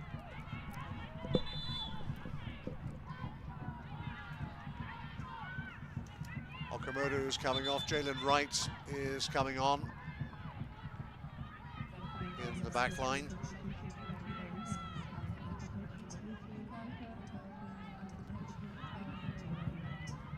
Dorian Bockham can sit out the final 5 minutes to be replaced by Kat Harvey. Quitland, BC. No goals for Bockham tonight, but she won't care about that as long as the scoreline doesn't change in the next 5 minutes or so, Jess. Yeah, without a doubt, and you know, she did make an impact today for them. We saw her get that assist, but a physical presence for them up top as far as being that player to look for and be an outlet to try to build forward. Stanton will be penalised here for balking the run of Harvey, who's only just arrived on the scene.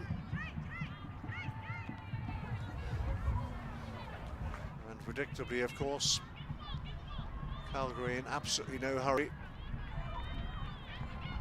to take this free kick. Doherty, Howard and Thurton. Maybe they'll just play keep ball, or maybe they'll take it down to the corner flag. Keep ball it is for the time being, and then Thurton just poked it a little too strongly. So McCaston scampers across to get a fresh football and get Vancouver moving forward. Short for Coward. Stanton. There's Jalen Wright now on our left-hand side. 12 there at the bottom of your screen.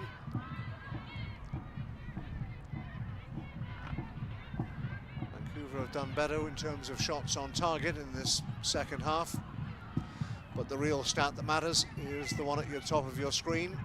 Quinn, meant for Ward.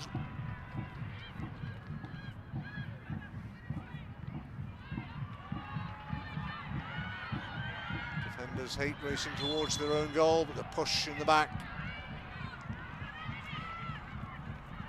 from Harvey. Harvey not too pleased with that call, but you do see the extension of her forearm on the back of Stanton there.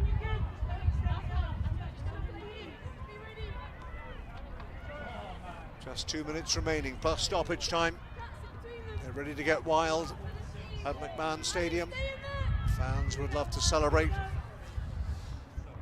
a win and a farewell to their team for 2025.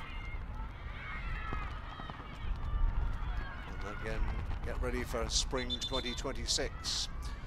It's going to be a Vancouver ball. Wright is in a hurry to get on with it, as is Stanton. 90 seconds, I beg your pardon, to go. Ward can still be a danger here. Ward into the area, clearing header straight back to Ward. Past Storey, Ward, oh, off the post. And scrambled away, and Anabout thought she had the equaliser, but the frame of the goal denied her.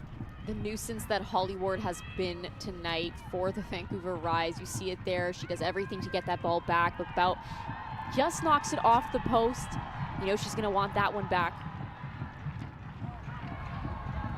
Stanton again from the corner towards the back post, looking for Abdou and De Filippo. That's not convincing from Bukovic, but they've got away with it. She kind of punched it down as opposed to up and away. Wright rescues the ball, keeps it in. Quinn, direct, but too much on it. And it'll run through to the Calgary goalkeeper.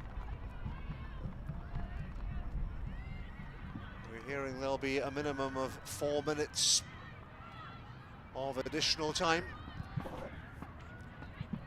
Bukovic, as far as Quinn. Spencer still full of running. Can they find the right ball for Di Filippo? Not if Megady Doherty Howard has anything to do with it. Clears it out again. They're scampering after anything. Confirmation of the stoppage time, a minimum of 4 minutes to add. There is still time for Vancouver to rescue this and earn the point that will mean second place. They're lining up towards the edge of the area. Abdou, and Moore's gone down. Might have pulled a hamstring there, or maybe it's just a little bit of cramp, but she had to deal with it as she turned, as Abdou was closing in for the kill. Moore's up again. Really seeing the Rise come alive in the attacking third now, looking for those slip balls, looking for those crosses in the box, and now they have another opportunity here.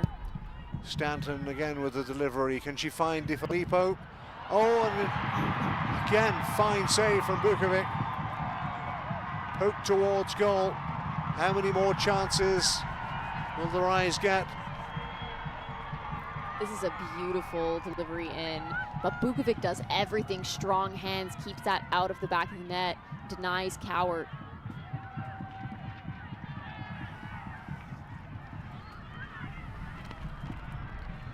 Would have been Cowart's first goal of the season. Another one on target. But this time, Bukovic was equal to it. It came at her quickly. She had to get quickly away to her left-hand side and then hung on to it. And Calgary see this out. Can they hold their nerve for another couple of minutes?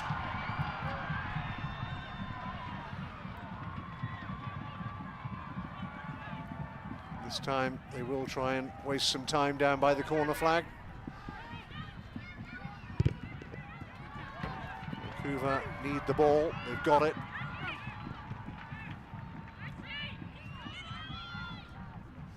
Whatever they're going to do, they need to do it in a hurry.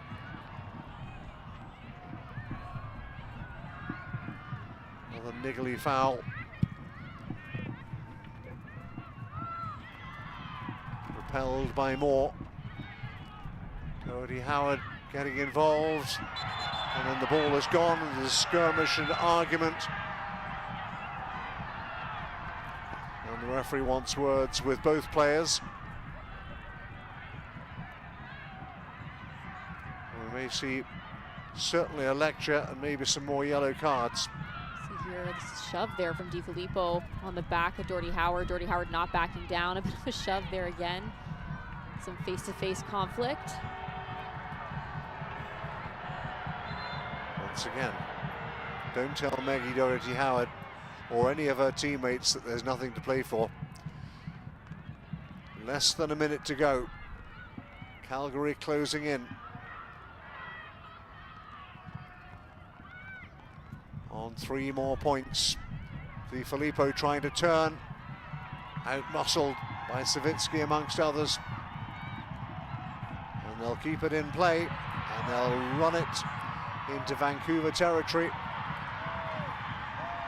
That's exactly where Calgary want the football. Vancouver desperate to get it back. It's a Calgary ball, and Vancouver may not get another chance. Those goals either side of half-time from Dorothy Howard and Carly Johnson within a minute of the restart. Looks like it's going to be enough. Yep, they're in no rush here. Spencer is fouled. That's not the final whistle, even though we have played the minimum 4 minutes. Maybe, just maybe, Vancouver will get one more opportunity. They just need to get it forward. Or will the referee blow her whistle for full time? We play on. Ward for Abdu, who stays onside. They've got to do it. It's now or never. Dangerous ball. And Bukovic kept her eye on the ball, and listen to the ovation for the Calgary goalkeeper. Fans know that'll do. And the referee does blow her final whistle. And the Calgary Wild do indeed finish with a flourish against their rivals, the Vancouver Rise. They had to hold their nerve in the closing minutes, but those goals either side of half-time were enough to see them across the finish line. And Calgary Wild take 3 points as the two coaches shake hands and win by 2-1. The Wild said they wanted to play spoiler, and they did exactly that. They had that urgency on both sides of the ball, Nigel, and I know early on in that first half there was a lot more possession towards Vancouver creating opportunities, but both teams really lacking in that clinical final touch and being able to finish early. But that momentum shift after the goal was all Calgary, and you saw it in them. You saw them fight to that final moment. It just wasn't good enough for Vancouver. Nothing to write home about for them about this performance. Very well done from Calgary to be able to fight to that final moment, and now they walk away with 29 points on the season, which is exactly what they came here to do. There were 2 penalties, one at either end of the field.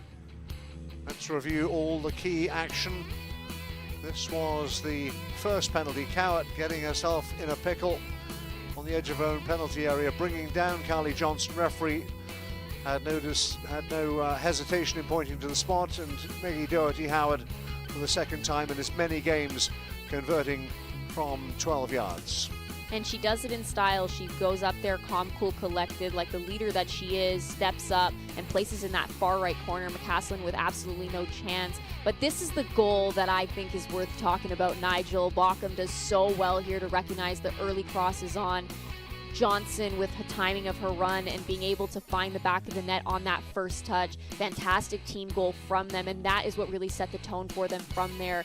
But then when you look at the opposite side, Holly Ward, that tenacity of hers to continue driving forward, ends up in a PK.